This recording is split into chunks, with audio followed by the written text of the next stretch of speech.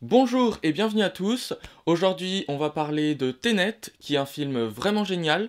Donc je vais vous raconter un peu l'histoire, je vais vous donner mon avis personnel et ensuite je vous raconterai quelques petites anecdotes. Tout d'abord, Tenet est un film d'action mêlant à la fois espionnage et science-fiction.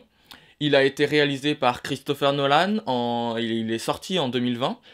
Il a récolté un peu plus de 350 millions au box-office pour un budget de 200 millions. Donc maintenant, un rapide résumé, le protagoniste, c'est comme ça qu'il est nommé dans le film, doit empêcher une guerre que le futur a déclenchée contre les gens du présent. Cette guerre a pour but d'éliminer les gens du présent en utilisant un algorithme créé par une scientifique du futur et qui a été disséminé un peu partout dans le monde.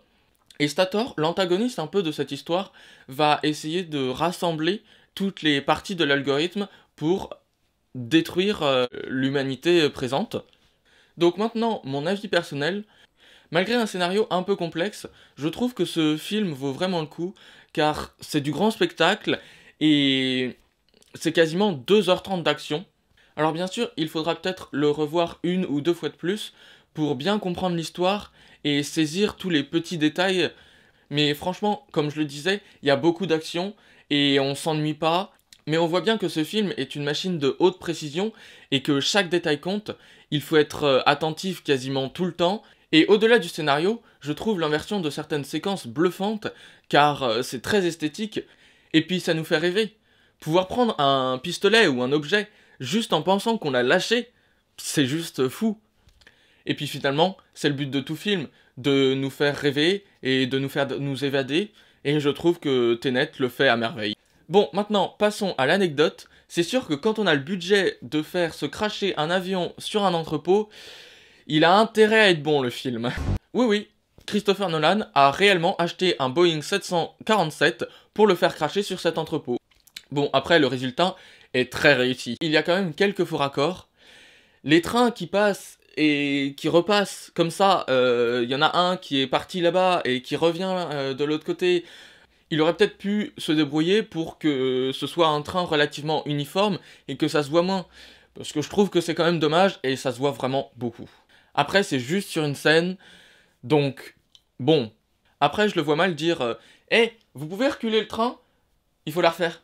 Bon, et maintenant, ma scène préférée, ou plutôt mes deux scènes préférées, parce que j'arrive pas vraiment à choisir entre la première scène du film et la dernière. Parce que la première scène, on voit vraiment les mouvements des personnages qui courent et tout, c'est un peu la panique, on est déjà directement plongé dans l'action.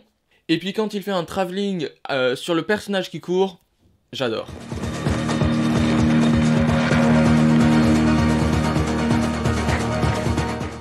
Et puis la dernière scène, ou quasiment la dernière, où l'on voit vraiment la guerre en tenaille temporelle, je la trouve vraiment super parce qu'on voit bien les deux équipes qui évoluent en même temps mais dans deux temporalités différentes.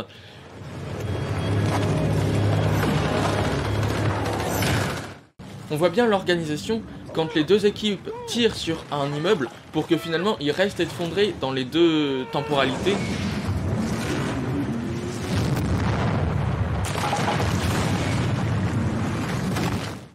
Et puis la musique qui nous aide à nous repérer entre les différentes équipes. Une musique qui a été choisie plus en inversé pour l'équipe inversée justement. Et pour l'autre équipe, une musique plus traditionnelle.